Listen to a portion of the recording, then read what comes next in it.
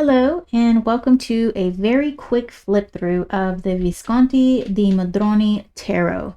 This is an Italian deck, and this deck is published by Lo Scarabeo. This deck retails around $80. I was able to get this particular deck from Amazon, and it was on sale half price. It was an open box, and there is damage to the sides, to the corners of the corner of the box here. However, all the cards are here, and I don't particularly mind having a damaged box, especially if it saves me $40. So I will do a more in-depth review of this, in which we'll talk more about the history of this particular tarot. I just want to do a really quick flip through for those who may not be as interested in the history. I love the way that box opens. Okay, so I'm going to bring the camera down. Okay, so this is the Fool. Now, these cards have different meanings than what the Golden Dawn has prescribed to the tarot that we know today. And this Fool is an actual fool. He is someone who lives on the outskirts of society and doesn't really act in social acceptable manner. So he is an actual fool. I would like to call attention to this beautiful gold gilding in the back. Let me show you the backs of the cards here next to each other. So we have the gold stamping in the background of the same that is in the back of the cards. We also have the decorative floral border here, as well as that it's on the back as well. So, I love the little detail. I believe that's silver on the edging of these flowers. Okay, so here is the Fool, and he's barefoot to show how he lives on the outskirts of society, not wearing shoes, not being a presentable member. This is Bagato, El Bagato, I believe. Il Bagato. And he's not called the Magicians, but this card is actually a trickster. He's not the manifesting magician that we are used to. Here we have the Popess, and she is wearing a triple crown, like our Pope will be wearing a triple crown, and this is the Bible. This is the Empress.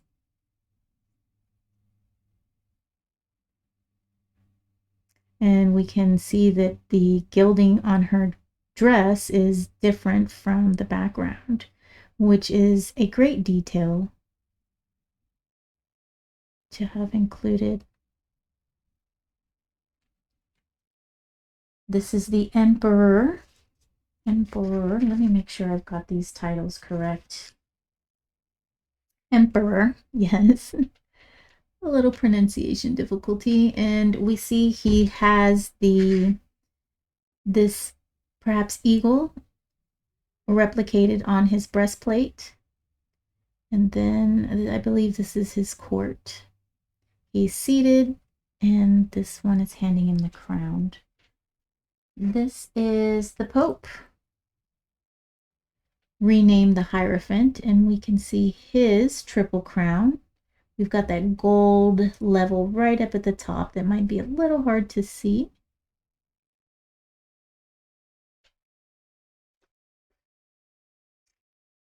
This is the Lovers. Now, some of these cards have been lost in time, and they've been reproduced here for this deck. So this deck is still in existence in its original form, and it's in, I believe, the Yale Library. And so there are some cards that are missing. This is the Chariot.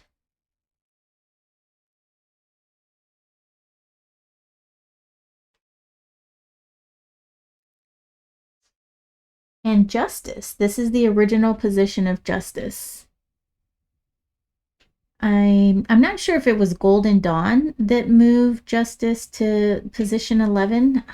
My video is not focusing. I'm not sure, or if it was Arthur Edward Waite that moved Justice to number 11. There we go. The camera could be finicky sometimes. Here is the Hermit. Start at the top and go down. There we go. And he has an hourglass instead of the lantern. So the Golden Dawn bestowed him with a lantern. Here, this is called the Wheel of Fortune.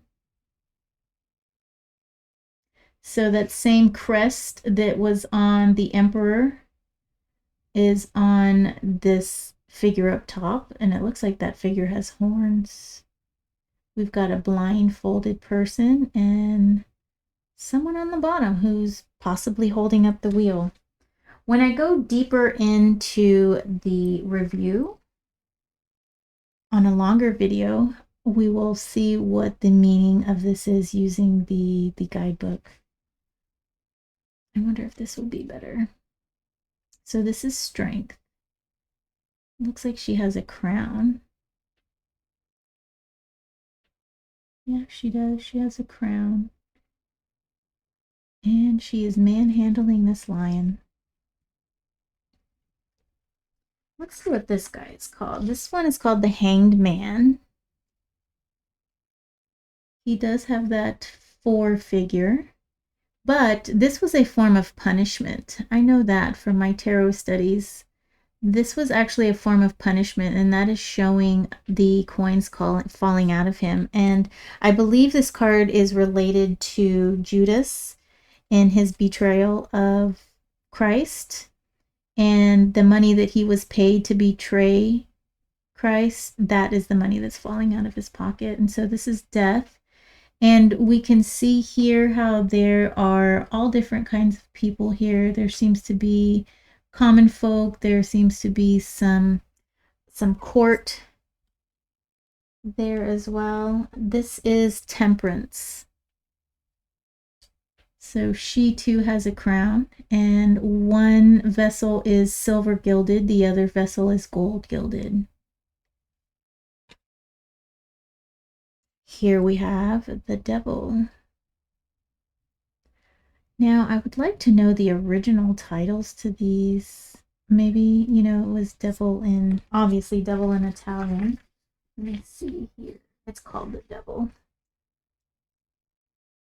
And this is the Tower. So we have silver gilding knocking over this tower. There is the crown on the tower. And we do have the people falling out. The Star.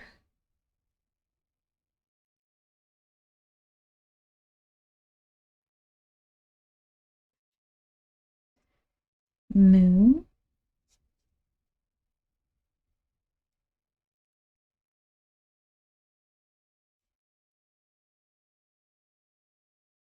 Oh, I wonder what that lasso is for. Here we have the Sun. Now this is very odd. We have a beheaded cherub, and I mean, that looks like blood. So I wonder what the meaning of this card is. This must be Judgment. So there are some words here, Italian script, which we will go through in my deeper dive. The World. I love the scenery down here. Look at that. It looks like we have ships floating in the sky. Is that what that is? Let's see if we're gonna focus. I don't know if my camera has that capability. But it does look like ships in the sky. I might have to get my magnifying glass on this one. So when we do the deeper dive, okay, so these are there are 3 other triumphs that were added. Let me get there. So this one is hope. And so we have a crowned individual praying to what looks like the sun in that corner with a kneeling on a person, and we've got an anchor here. And so this card here is faith. We've got another crowned person, and there looks to be a chalice right here holding a cross.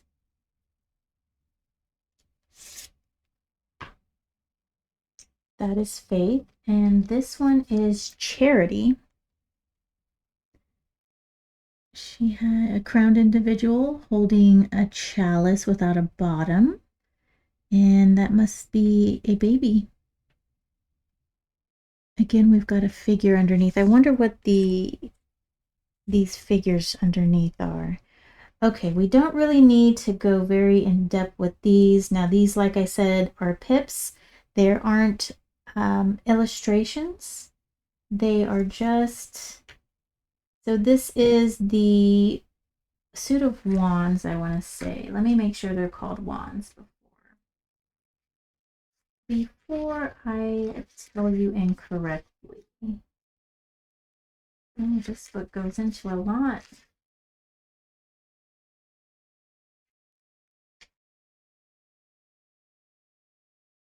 So we've got staves. That's what this is. This is a stave.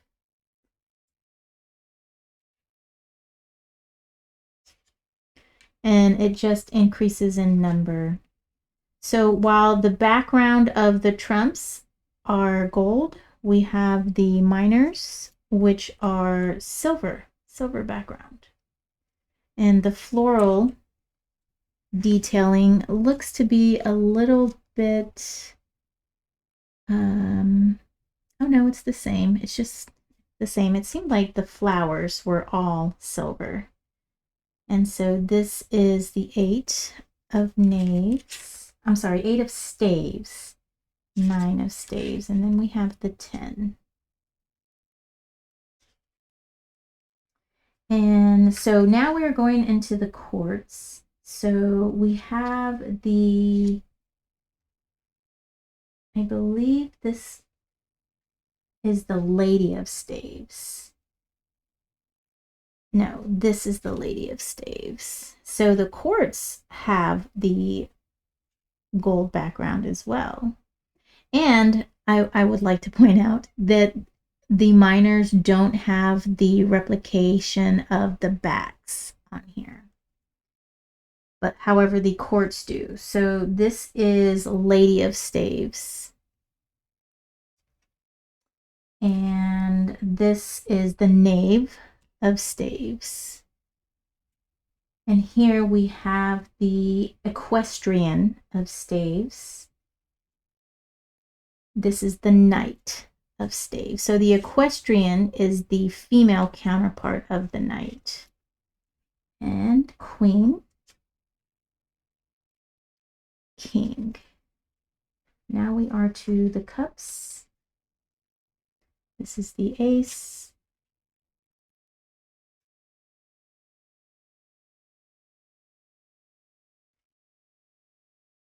So we just get a little less fancy as we move on to make room for these cups. And they get smaller as well. And then for this one, we've got a cup on its side for the 10. And this is the Lady of Cups. And actually in the book, after the, oh no, we have cups. Cups are next. Okay. So Lady of Cups, Knave of Cups, Equestrian of Cups, Knight of Cups. Here we have our Queen, We can see that her dress also has some nice red in it with a floral pattern. And the king as well has the same floral pattern dress. And now we are on to the swords. And like the others, there is not a scene. It is just a number of swords. And I'm not sure how you think about reading with a deck of cards without a scene, but using numerology, I feel, is a way for you to make up your own scene, I feel. Lady of Swords, Knave of Swords, Equestrian of Swords, Knight of Swords, and we've got the Queen. And here we've got the king, and notice that his, I guess, his page attendant is wearing his helmet. So the suit of coins. Oh, let's see what these are. Yep, these are called coins. I love this dragon in the middle. Oh, and this one has a wreath or an octopus, maybe. And this might be a serpent. Kind of looks dragon-esque. And now we have crests. So these two crests are the same. This crest is a little different. I don't think it's going to want to focus now. What happened? Sorry, guys. Technical difficulties here. Here we've got the 4 with the little ribbon in the center. We've got 3 crests and then 2 crests. 3 of the same. So it looks like they're just adding in a second, or they're alternating adding in the crests between, oh, this one looks upside down. Yes, between this fleur, no, it's not a fleur-de-lis, and then this person on a horse. And so here we have the lady goes first, the Lady of Coins. And it looks like these coins also have crests. Let's see what the Lady of Coins crest is. Hers is the same as the Knave of Crests. The Equestrian has that octopus-looking crest or coin. And here the Knight has the same as the Equestrian. And I'm assuming the King and Queen are going to have the same, with a different patterned gown. So very nice deck. And this is the King of Coins. I like this deck. And I'm looking forward to doing a nice deep dive of this. I think this is going to be fun to look into the history of this deck and learn a little bit how tarot was before the Golden Dawn changed it up a bit. But no worries, and I'm not mad at you, Golden Dawn. I like having these two different styles, and I think it's wonderful. Okay, I will see you next video. Take care. Thank you for watching.